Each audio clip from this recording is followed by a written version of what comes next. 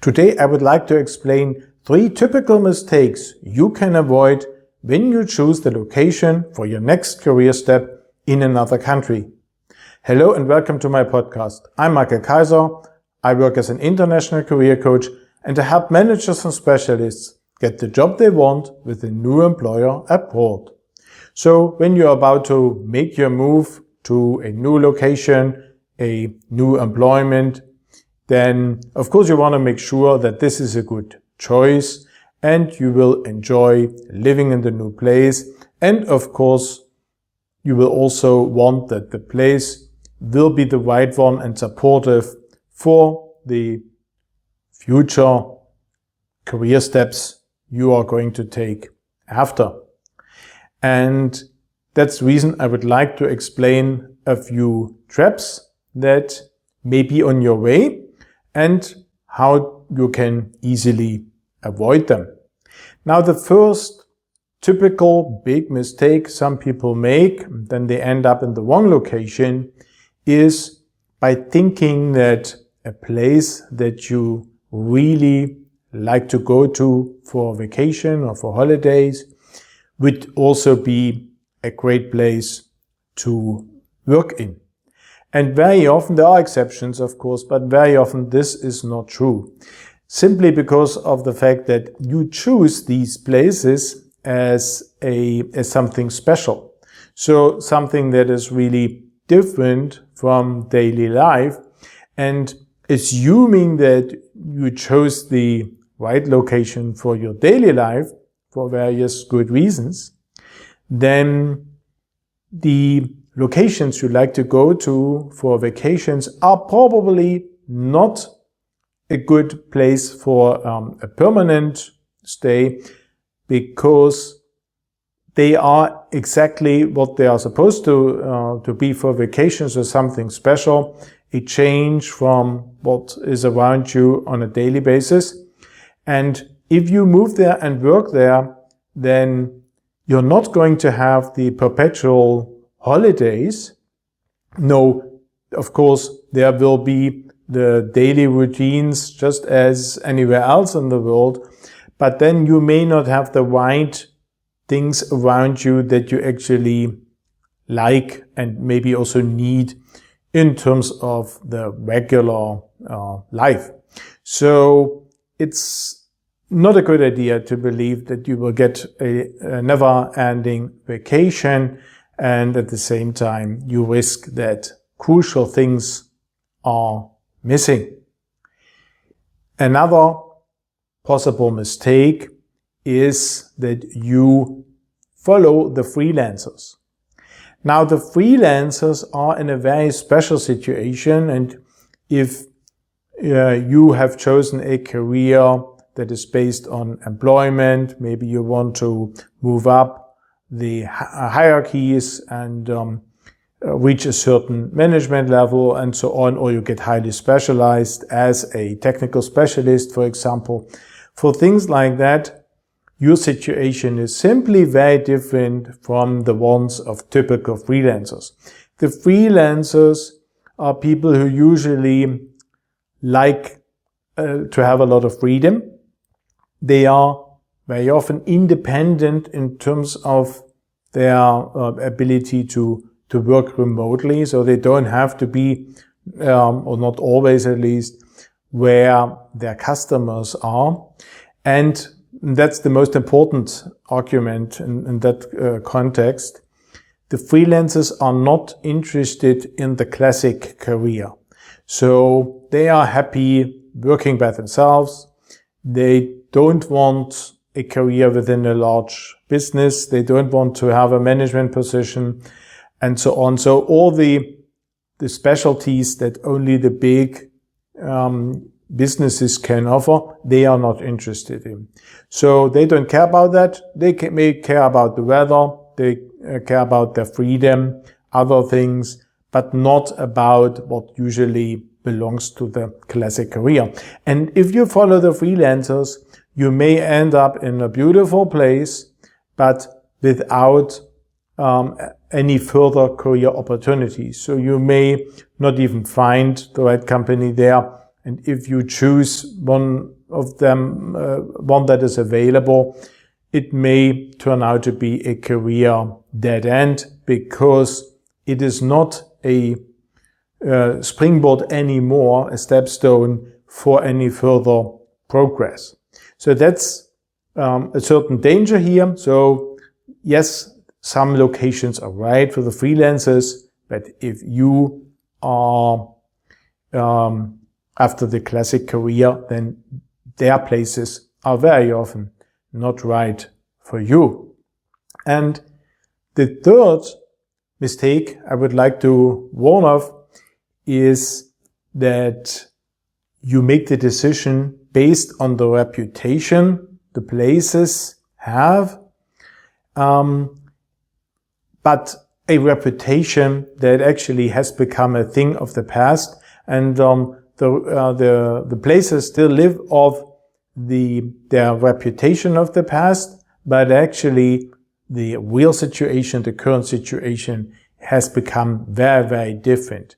So there's a lot of talk about how great the place is, and for the past it actually was true, but for the current situation, for the present, it's not, and certainly not as it looks for the future either.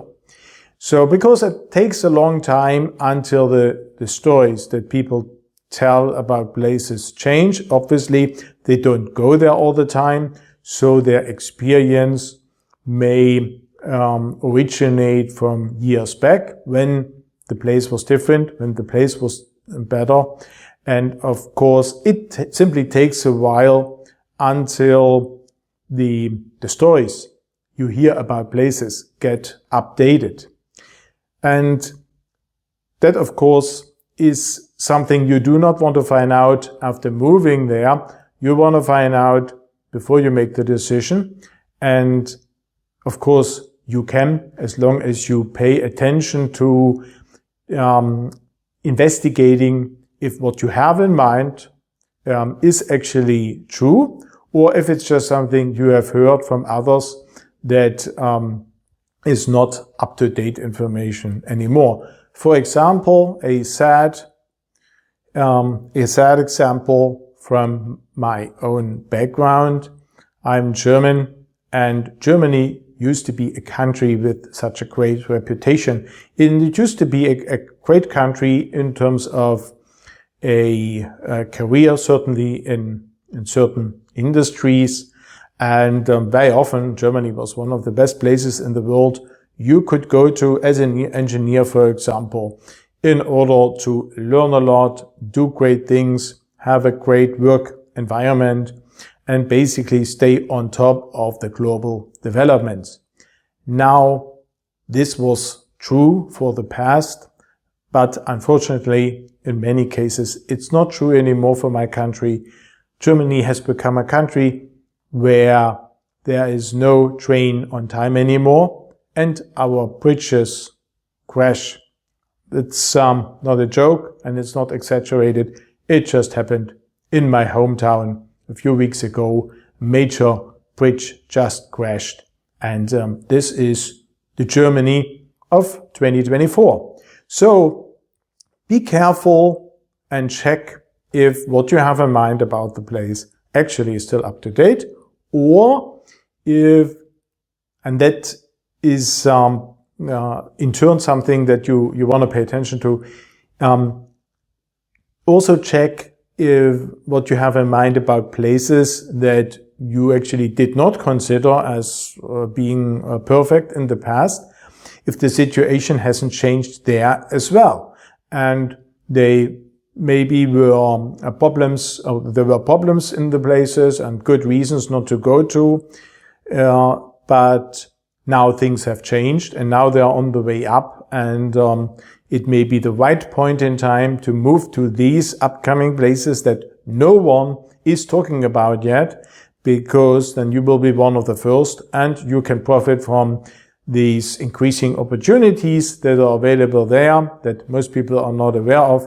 So you may get a really great job that would be much more difficult to get somewhere else in the world.